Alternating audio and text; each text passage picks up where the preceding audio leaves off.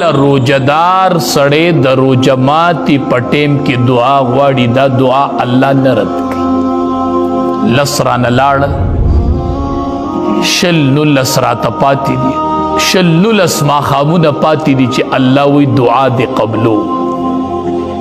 د اختر ورځ به شي، کپړې به دې نه وي، خوراک به دې کړی، خو ماښام به دعا غواړي، خو دا ټیم به بیا نه وي. اوس د الله د طرف نه تا ته اعزاز میلو دی چې دعا غواړه، ته روجهدارې، زه دې دعا قبلو. دا به بیا په غیر روجه کې نه، دا اوس په روجه کې ده چې ته صائمې، روجه دې ټوله ورځ نیولې ده او لاس اوچت کې دعا غواړي، او ماښام شي او مازدیګر شي، معده خالی ده، معده خالی د سړي د خولې نه بدبویي روانه شي. الله پاک نبی علیہ السلام فرمایي دا بدبویی الله ته د مشکو د عنبر د خوشبویی نه خوښه ده. نو دا ډیر قیمتي ټیم دی، دغه ټیم کې دعا غواړو، روجه ماتي ټیم کې.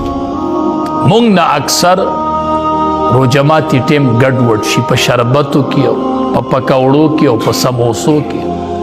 3 قسمه شربت هم کړي او 3 قسمه خوراک تیار کړي، نو خوراک پکې وکړو، د دعا موقع راته میلو نشي چې دا څومره قیمتي ټیم دی، موږ ته د دعا موقع میلو نشي.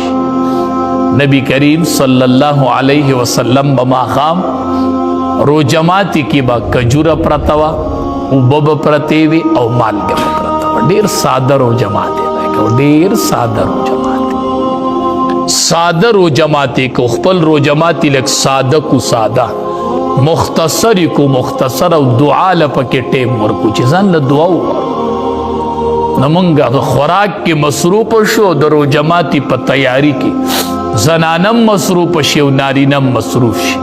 قیمتي ټیم د دعا دی، هغه رانه لاړ شي.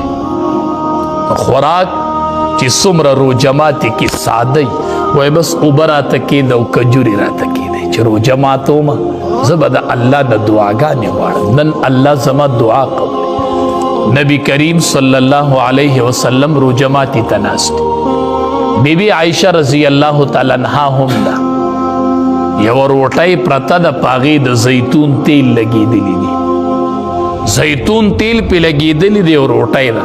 د بی بی عائشه رضی الله تعالی عنها فرمایي، وی د الله حبیبه چې د دې سره سالن وې نو ډېره ښه به وه، چې دې روټۍ سره سالن وې ډېره ښه به وه.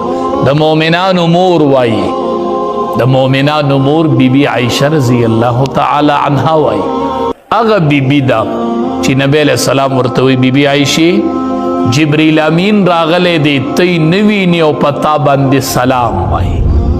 هغه بی بی ده امام الانبیاء ورته وایي، بی بی عائشې زه چې تا سره یو کمبل کې یم نو په ما باندې د اسمان نه وحی راځي، ته ما سره یو کمبل کې یو ځای او د اسمان نه الله ما ته وحی راځي، ته ډېره قدرمند یې.